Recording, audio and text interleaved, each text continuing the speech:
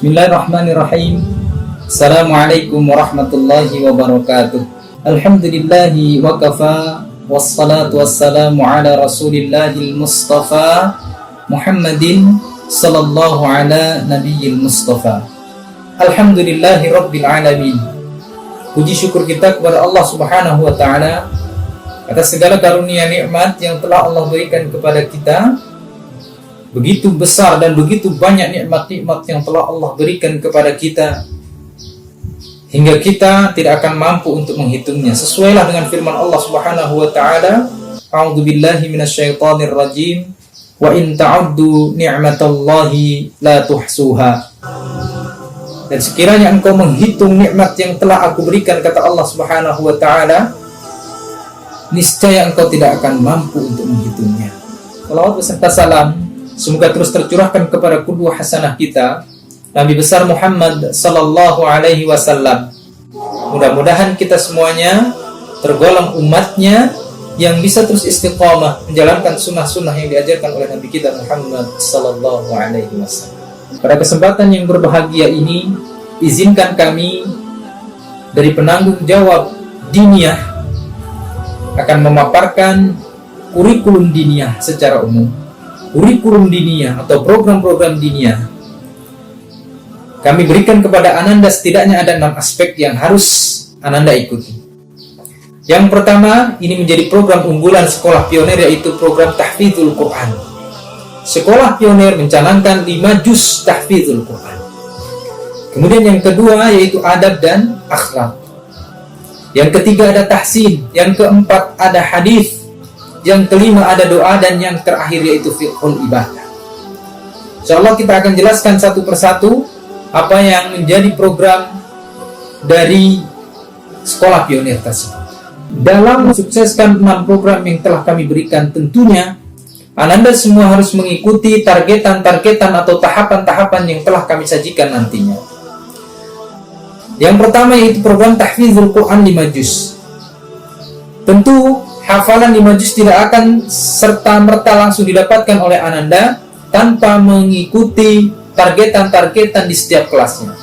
Berikut kami sampaikan targetan Ananda di setiap kelasnya. Kelas 1 ada surah An-Nas sampai Asy-Syam. Ini kurang lebih setengah juz.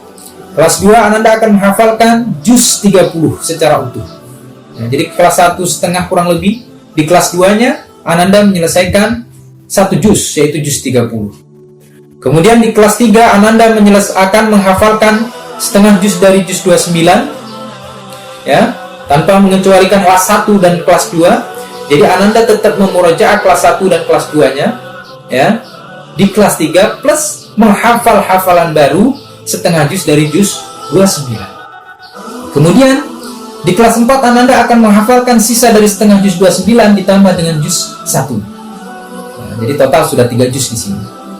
Naik ke kelas 5, insyaallah Ananda akan menghafal 2 juz sekaligus, yaitu juz 2 dan juz 3. Di kelas 5 ini Ananda semuanya sudah menyelesaikan total hafalan 5 juz insyaallah. Ketika Ananda sudah mengikuti proses dari kelas 1 sampai kelas 5, insyaallah ta'ala Ananda akan menyelesaikan program yang sudah atau targetan yang sudah kami berikan, yaitu 5 juz.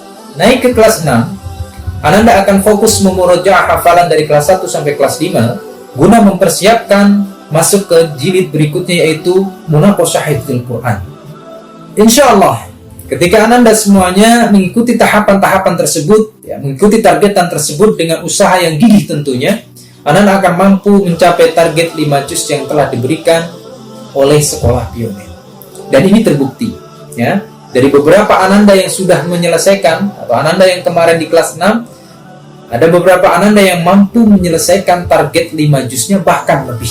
Ya, satu Ananda kita, Ananda Konita, mampu menyelesaikan, menyetorkan 6 juz hafalan Qurannya. Nah, ini terbukti bahwasanya targetan yang kami berikan bisa dilalui oleh Ananda dengan syarat Ananda bermujahadah. Kemudian adab dan akhlak. Pentingnya esensi adab dan akhlak ini sebelum semuanya, ya, bahkan para ulama, ya, orang-orang terdahulu salafus saleh, sebelum mereka mendapatkan maklumat yang banyak, mereka harus memiliki adab, perilaku adab dan akhlak yang baik. Makanya kita memiliki moto di program adab dan akhlak ini menyelenggarakan pendidikan iman sebelum Al-Quran dan pendidikan adab sebelum Al-Quran. Maknanya gimana? Al-Quran yang akan mereka hafalkan, ya, harapannya mereka imani terlebih dahulu. Mengapa? Karena Al-Quran ini pedomannya umat muslim, dan kita sebagai seorang muslim harus mengimani Al-Quran tersebut. Kemudian adab sebelum ilmu. Jadi, tidak lucu, ya, sekiranya orang memiliki maklumat yang luar biasa, ya, ilmu pengetahuan yang banyak, akan tetapi adabnya nol, jadi tidak sesuai dengan keilmuannya. Tentu yang kita harapkan ialah keilmuannya bagus, ya, pengetahuannya banyak, dan adab dan akhlaknya pun bagus. Ini yang kita harapkan. Kemudian targetan tahsin. Targetan tahsin ayah bunda yang dirahmati Allah Subhanahu wa taala. Insyaallah targetan tahsin ini pun akan kita bagi di setiap kelasnya. Insyaallah di kelas 1 nantinya Ananda akan mengikuti proses pembelajaran Iqra. Ya, Iqra 1 sampai Iqra 3 akan ditempuh di kelas 1 insyaallah. Ya, tapi bagaimana dengan Ananda yang misalnya sudah Al-Qur'an? Ya, kita lanjutkan dengan melalui tes tadi. Ya, sekiranya Ananda sudah dites, kemudian dites bagus bacaannya, ya boleh lanjut Al-Qur'an. Di kelas 2 nantinya Ananda akan melanjutkan Iqra 4 sampai Iqra 6-nya. Jadi harapan kita, ya, kalau Ananda belum bisa membaca Al-Quran, ya, masih dalam proses pengenalan huruf-hurufnya, Ananda dari kelas 1 sampai kelas 2 mampu menyelesaikan Iqra-nya. Jadi di kelas 3 sudah mulai masuk mempelajari Al-Quran dan mendalami hukum-hukum dari Al-Quran, dari makharijul hurufnya, kemudian sifat-sifat hurufnya, sampai kelas 6 nantinya mengenal waqaf, kemudian bacaan-bacaan gharibah. Itu akan ditambah dalam materi tahsin tersebut. Kemudian ada targetan hadis dan doa. Hadis dan doa ini ayah bunda yang dirahmati Allah Subhanahu wa taala akan disajikan 42 hadis dan 42 doa. Ya. 42 hadis dan doa ini akan dibagi juga di setiap kelasnya. Kemudian fiqhul ibadah.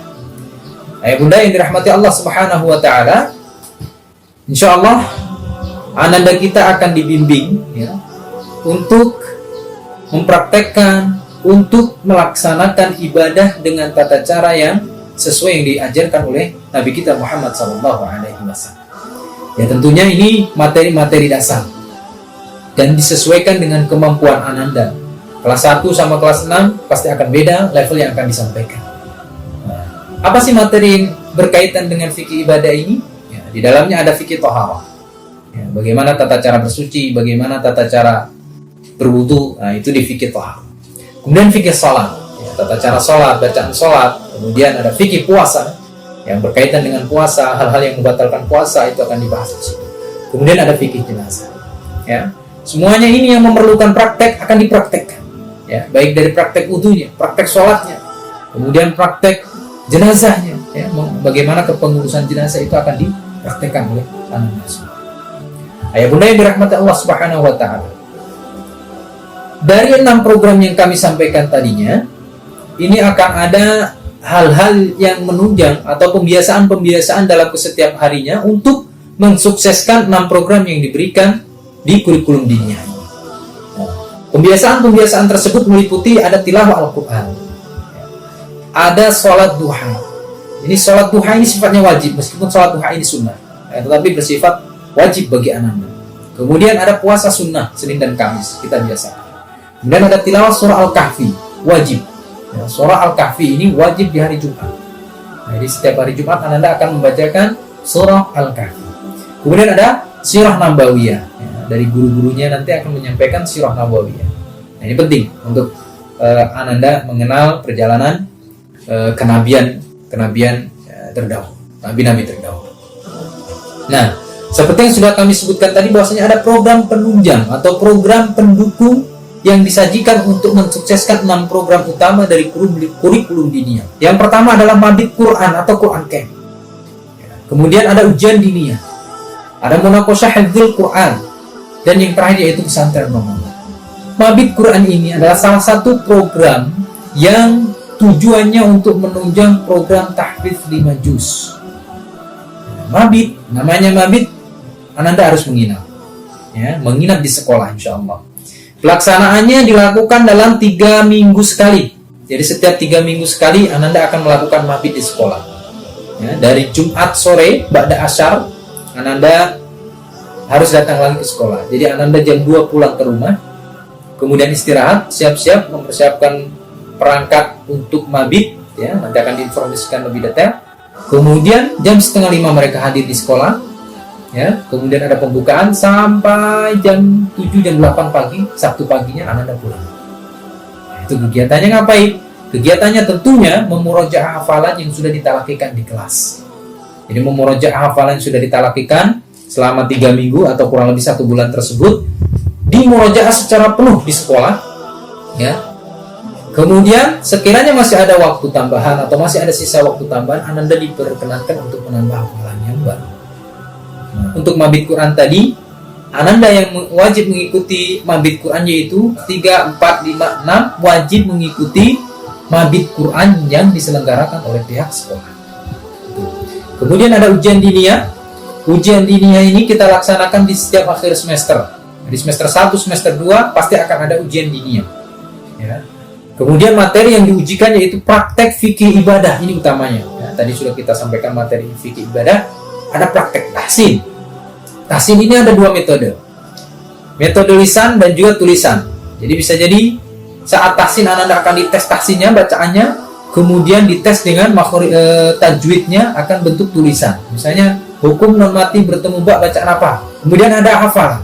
Hafalan ini ada 3 yang akan dites oleh dewan gurunya kepada anandanya, yaitu ada hafalan Qur'annya, kemudian hafalan hadisnya, dan juga hafalan doanya. Ini dites satu persatu. Kemudian ada munaqashah hifdzul Qur'an. Nah, ini yang menjadi materi yang luar biasa atau program yang menjadi program penentu bagi Ananda kelas 6 tentunya. Dengan targetan yang diberikan atau 5 juz tadi, apakah Ananda benar-benar mampu mencapainya, itu di munaqashah hifdzul Quran. Karena di munaqashah hifdzul Quran itu Ananda akan menyetorkan seluruh hafalannya secara utuh, ya, dalam waktu kurang lebih 3 sampai 4 hari.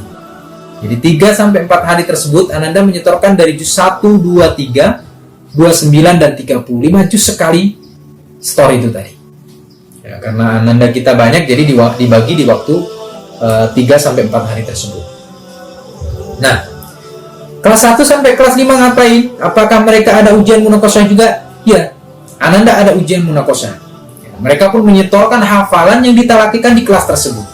Misalnya kelas 1 sudah kita sebutkan tadi, bahwasanya Ananda akan menghafalkan surah An-Nas sampai surah Asy-Syams. Nah, di akhir semester atau di munaqashah hifdzul Quran ini, Ananda kelas 1 pun akan menyetorkan surah An-Nas sampai surah Asy-Syams. Ya. Kelas 2 pun sama, sesuai dengan targetannya. Ananda menyetorkan sekali duduk dalam waktu 3 hari tersebut, dibagi nantinya menyetorkan seluruh hafalan yang ditalakikan di kelasnya. Nah, itu munaqashah hifdzul Quran. Kemudian ada pesantren Ramadan. Ayah bunda yang dirahmati Allah Subhanahu wa taala, namanya juga pesantren Ramadan.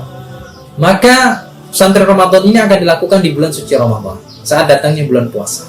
Dilaksanakan dalam waktu 3 hari.